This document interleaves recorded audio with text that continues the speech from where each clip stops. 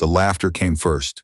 That was the part nobody talked about afterward. Not in the debrief, not in the after-action reports, not in the careful, measured language of official documentation. The laughter. How it moved through the group of men, the way a cold front moves through open country, fast and indifferent, flattening everything it touched. Sergeant First Class Dara Morrow had heard laughter like that before. She had grown up with 3 older brothers in Bozeman, Montana, which meant she had been hearing that particular frequency of dismissal since she was old enough to understand what dismissal meant. It was a specific kind of sound, not the laughter of people who found something funny, but laughter of people who needed to establish, quickly and collectively, that something was beneath them. A preemptive laugh. A social maneuver disguised as amusement. She did not react to it. That was the first thing Colonel Tyne noticed about her, though he would not say so until much later. In a room full of men who had spent years learning to perform confidence, Dara Morrow stood near the back wall of the briefing tent and did not perform anything at all. She simply stood there while the laughter worked its way through the assembled soldiers, her arms loose at her sides, her face doing nothing in particular. Like she was waiting for weather to pass. The situation at Camp Ferris had become what the brass was gently calling a persistent engagement problem. What that meant in practical terms was that a high-value target had positioned himself at a ridgeline observation post, approximately 3,800 meters from the nearest coalition fire base, and he had been there for 11 days, and every conventional approach to removing him from that position had failed. Not failed catastrophically. There had been no deaths, no disasters, but failed in the quiet, grinding way that certain problems fail. Expensively, repeatedly, and with increasing embarrassment. 6 qualified snipers from the 75th Ranger Regiment had taken attempts. 3 Naval Special Warfare personnel had followed. The wind patterns in that particular valley were described in the meteorological briefings as complex, which was the kind of word that covered a range of realities, from moderately challenging to genuinely unpredictable in ways that exceed current modeling capabilities. At that distance, a deviation of 2 miles per hour in wind speed translated to over 8 inches at the point of impact. The ballistic tables had to be recalculated with each shift in atmospheric pressure. It was the kind of problem that made experienced long-range shooters quiet, the way experienced surgeons get quiet when they're looking at something they've never seen before. The target had not moved. He seemed, in fact, to understand that he was protected by physics as much as by geography. It was Sergeant Delacroix who suggested Morrow's name. Delacroix was from Savannah, Georgia, and had a gift for knowing what other people were good at, not in any systematic way, but the way certain people just pay attention to the right things. He had watched Morrow on the qualification range 3 months earlier and had filed the observation away in that quiet part of his mind where he kept things that might someday be useful. He mentioned her name in passing in the context of a logistics briefing about resupply routes, as if he were thinking out loud. Word moved up the chain as words do. Morrow was at the maintenance depot, replacing a brake line on a JLTV, when Specialist Haas found her and told her that Colonel Tyne wanted to see her. She wiped her hands on a rag that was already beyond the point of being useful for wiping anything and followed Haas across the compound without asking why. She had learned years ago that the reason usually came soon enough and that asking before you had to was mostly just a way of signaling anxiety. The briefing tent held 11 people when she arrived. Colonel Tyne sat at the head of the portable table. Master Sergeant Grinnell stood to his left. The others were arranged around the perimeter in the informal hierarchical way that soldiers naturally settle into when they're in a space that isn't quite formal enough for prescribed positions. The 2 Rangers were leaning against the tent pole on the right. The naval personnel, she counted 3, were on the left, closer to the door. She recognized the look on their faces, not hostility exactly, but something adjacent to it. The specific expression of people who have been called in to evaluate a solution they are already certain won't work. The polite patience of professional skeptics. Grinnell was the one who laughed first. It wasn't a big laugh, just a short exhalation through the nose, quickly suppressed. But it moved through the room in that characteristic way. And within 4 seconds, most of the men in the tent were wearing some version of a smile that they weren't quite bothering to hide. Tyne did not laugh. That was the second thing Morrow noticed about him. "Sergeant Morrow," he said, "are you familiar with the situation at Grid November Kilo 447? "Somewhat, sir," she said. "I've heard the range estimates, 3,800 meters, potentially up to 4,100 depending on where he moves on the ridgeline. Current conditions are running about 12 gusting 18 out of the northwest, with a pressure system moving in that our meteorology team expects to change the wind profile significantly by 1,600. One of the rangers said, quietly enough to be technically deniable, "What does a brake mechanic know about the wind?" Morrow did not turn toward the voice. She kept her eyes on Tyne. "I'd want to review the dope cards from the previous attempts," she said, "and I'd want to know what platforms were used." Grinnell said, "You think you can do something that 9 qualified snipers couldn't?" The question was delivered with the flat, heavy certainty of a door closing. It was not really a question. It was a statement about probability and an implicit suggestion that the meeting could be concluded now, before anyone's time was further wasted. Morrow was quiet for a moment. Not uncomfortable quiet, just the quiet of someone doing actual arithmetic. "I think the previous attempts probably all approached the problem the same way," she said. "I'd want to look at the shot data before I said anything else." That was when Tyne asked the tent to clear, except for Morrow and Grinnell. The Rangers went without comment. The naval personnel were less obviously gracious about it, but they went. When the tent held only 3 people, Tyne put a folder on the table and pushed it toward Morrow, and told her to take as much time as she needed. She stood over the table and read for 22 minutes without speaking. Grinnell watched her in the way that senior enlisted soldiers watch things they're uncertain about, carefully, without commitment, waiting for the moment of clarity that would allow him to form a definitive opinion. The shot cards were thorough. Whoever had done the documentation had done it correctly. Wind speed at time of attempt, estimated wind speed at the target, temperature, barometric pressure, the specific rifle and ammunition combination for each attempt, the spotter's readings, the impact deviations where they had been observable. It was good documentation. It was the documentation of people who knew what they were doing. What she saw in it was a pattern. All 9 attempts had clustered their adjustments around a specific model of how wind behaves at altitude in a valley with a northeast to southwest orientation. It was a reasonable model. It was probably correct about 60% of the time. But there was a second wind layer. She had seen something like it once before. At a training range in Nevada, where thermal updrafts from a dry lake bed created a shear effect at about 2,000 meters that bent trajectories in ways that the standard modeling didn't fully account for. The valley in the briefing photos had similar terrain features on the western approach. She could not be certain. But the pattern of deviations in the shot cards pointed in that direction, and, in the absence of certainty, you worked with the best available evidence. "Tell me about your experience with the Macmillan TAC-50, she said. The question was directed at Grinnell, who was the ranking NCO and would presumably have the relevant equipment knowledge. Grinnell's expression shifted in a way that was hard to categorize. Not softening, exactly, more like the slight recalibration of a man who had expected to hear something else. "Standard platform for long-range interdiction," he said. "We have 2 in the armory. I want to ask about going heavier," she said, "the 750 grain projectile instead of the 700. At this distance, the additional sectional density is going to matter more than the velocity difference, and in a wind shear environment, it's going to drift less. I also want to talk about my spotter." "Who do you want?" "Delacroix," she said. "He's worked with me before. He reads the trace." Grinnell looked at Tyne. Tyne looked at Morrow.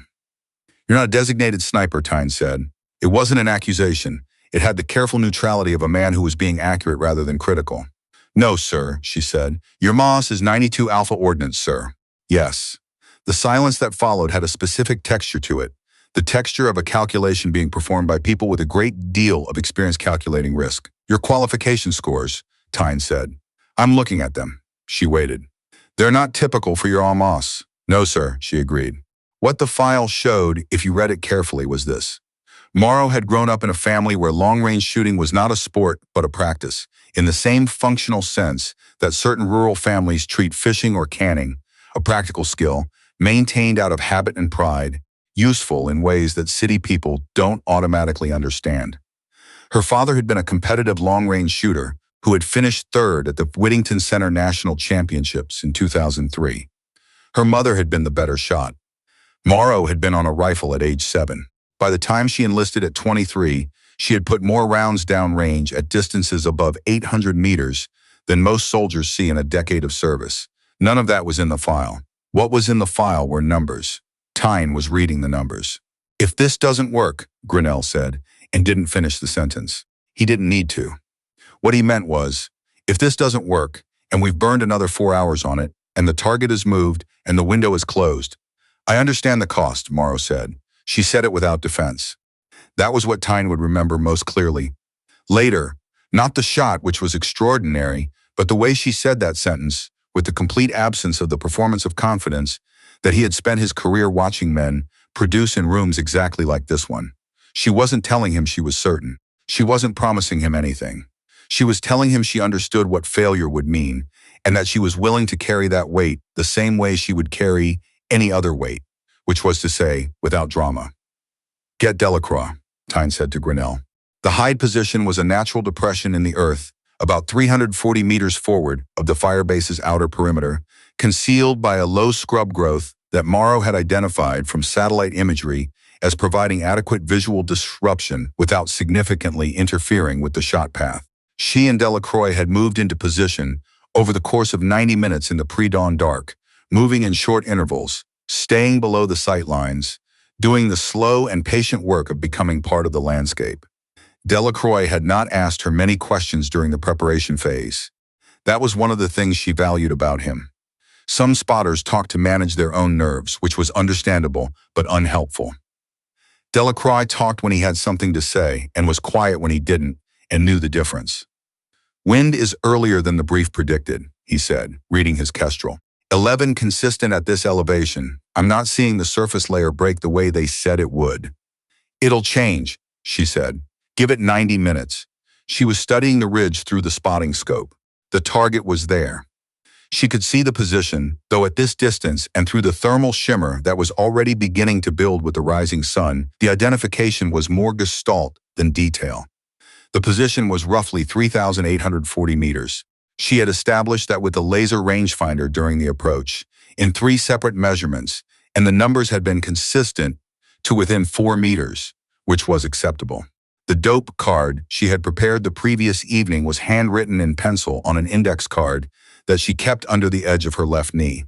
It was different from the cards the previous shooters had used in 2 specific ways. She had modeled a wind shear transition at approximately 1,800 to 2,200 meters from the muzzle, where she believed the valley's thermal dynamics would create a lateral drift correction that the standard calculations would miss, and she had added a small downward elevation adjustment to account for the projectile's slightly longer flight time at the heavier grain weight. It was a theory. All of long-range shooting past a certain distance was a theory. The bullet could not be watched. The adjustments could not be confirmed until the moment of impact, which was also the last possible moment to learn that you were wrong. The sun moved. The wind moved. Delacroix called out readings at irregular intervals, and she logged them against the time, building a picture of the pattern.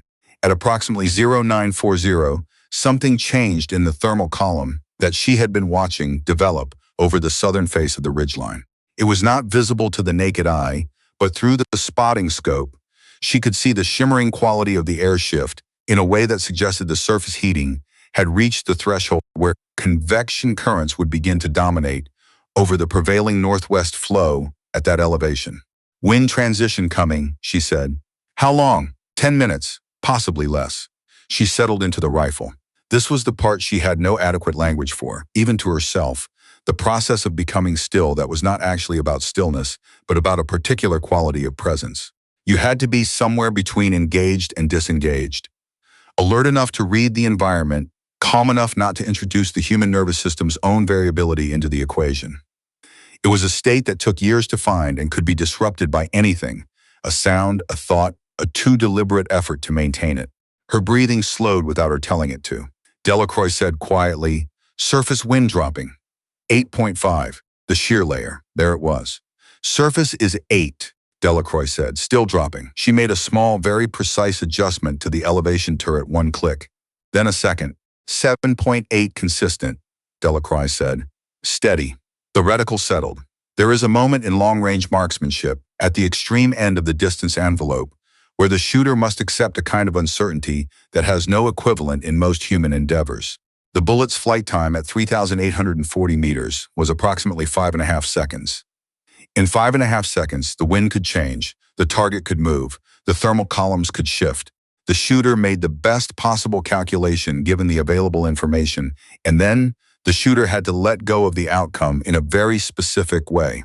Not surrender it, but release the grip on it that would cause the muscles to tighten, the breathing to shift, the chain of small physical errors that accumulated into something visible at range. It was not passivity, it was the opposite of passivity. It was the active, disciplined choice to stop trying to control what could not be controlled and to trust what had already been done. She squeezed the trigger, the rifle moved, the suppressor absorbed the signature. In the half-second before she returned her eye to the scope, she already knew, with the nonverbal knowledge that comes from years of repetition, that the break had been clean. Then there was nothing to do but wait 5.5 seconds for the universe to report back. Delacroix said nothing during those seconds. He was watching through the spotting scope. His breath was even. His posture was unchanged. Then, impact. One word. Delivered without drama, without change in inflection in the flat and professional register of a man calling what he saw. Morrow lowered the rifle slightly and looked through the spotting scope herself. She observed the position on the ridgeline for 45 seconds without speaking, confirmed what needed to be confirmed. She wrote the time on the dope card, 9:47. Delacroix looked at her once. She did not look back at him, not because the moment wasn't significant. It was, but because significance and reaction were not the same thing, and she had never been particularly interested in the reaction. The walk back to the fire base took 2 hours. They moved on a different route from their ingress, which was standard procedure, and they moved slowly and they did not talk much. Delacroix carried the equipment case. Morrow carried the rifle. The sun was fully up by the time they came through the outer checkpoint, and the heat was of the type that has weight to it.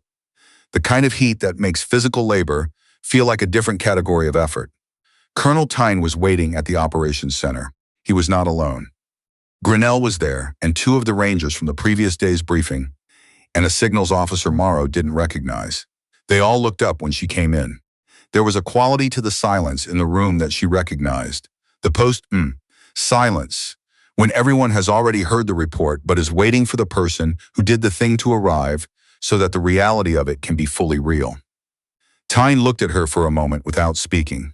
He was a man who wore his reactions on the inside, which Morrow respected. Confirmed impact at Zo 947, he said. Effective engagement? Yes, sir. One of the Rangers, it was Phelps, she would learn later, a 12-year veteran of the regiment, said, "What was your wind correction at the transition layer?" It was a technical question, a shooter's question. Not a concession, not an acknowledgement. Just a professional wanting to understand how something had been accomplished, that he had not been able to accomplish. She told him. She explained the thermal shear model, the way she had read the pattern in the previous dope cards, the specific adjustments, and the reasoning behind them. She was precise, and she did not embellish, and she answered his follow-up questions with the same economy. The other Ranger, Colbert, she would learn, was writing things down on a notepad. Grinnell listened to all of it with his arms crossed and his expression thoughtful, and then when she finished, nodded once. It was a small nod, but it was the nod of a man revising a position, and those were worth more than most things. Tyne said, "There will be a formal after-action report." "Understood, sir. Your analysis of the wind shear profile, I want that documented separately. We've had 3 operations in this valley in the past 8 months. The pattern you identified is operationally relevant." "I can write it up today," she said. "Tomorrow is fine," he said. "Get some rest." She ate a meal that had stopped being warm at some point during the walk back but was still food, which was sufficient. She cleaned the rifle with the methodical attention that good maintenance requires. She filed the dope card in the small notebook she kept in the breast pocket of her uniform, not as a trophy, but as data, because the next problem would require understanding what the last problem had taught. Delacroix found her in the maintenance bay that evening, where she had returned to the brake line that she had left unfinished. "Phelps came and found me," he said. "What did he want?" "He wanted to know if I'd spotted for you before." "What did you tell him?" "I told him yes." Delacroix leaned against the frame of the JLTV and was quiet for a moment. "He asked me what it was like." She waited. "I told him it was boring," Delacroix said. "I told him you made it boring." "I told him boring is the whole point." She thought about that for a moment and then went back to the brake line. Boring was the right word. Boring was exactly it. The opposite of the laughter in the briefing tent, the opposite of performance and spectacle, and the theater of demonstrating capability to an audience that needed to be impressed. What she had done out on that hillside for 4 hours, in the heat and the wind and the silence, was not impressive in any way that translated into the language of impression. It was patient, it was precise. It was the product of something built over years, quietly, in the absence of any audience at all. She had never needed one. That was the thing about the laughter, she thought, turning the wrench. The people who laughed like that had a particular assumption buried inside the laugh, that performance and capability were the same thing, that the absence of the first meant the absence of the second. It was a reasonable assumption if you had always learned your skills in front of other people, in competitive environments designed to be witnessed. A lot of military training was like that, necessarily. It was how you built institutional confidence. But not everything could be learned that way. Some things had to be learned in the quiet, in the early mornings on a Montana hillside, with a father who corrected your trigger discipline without raising his voice, and a mother who was a better shot than anyone she had ever met and never said so, because there was no one she needed to say it to. Some things you carried so long that they stopped feeling like something you had and started feeling like something you were. And at that point, whether anyone else could see it was roughly as relevant as whether anyone else could see your blood type. The brake line seated correctly. She tightened the fitting to spec. Somewhere on the northern ridgeline, the position that had not been successfully engaged in 11 days was quiet, for the first time since anyone in the valley could remember. The wind was still moving across the hills in its complex and irregular way, indifferent to the calculations that had been made about it, belonging entirely to itself. She added a line to the dope card before she turned in. Shear transition confirmed at 900 meters. Thermal onset 0935-0940. Repeatability, probable under similar surface heating conditions. Verify on next occasion. Next occasion. There was always a next occasion. She had learned that much at least, after 12 years of this, that the problems didn't stop, the situations didn't simplify. The conditions in the valleys and the hills and the long spaces between things never became fully predictable. There was always another wind layer you hadn't accounted for, another thermal pattern behaving differently than the model said it should. You learned it, and you filed it, and you moved on. That was the whole job, really. That was all it had ever been.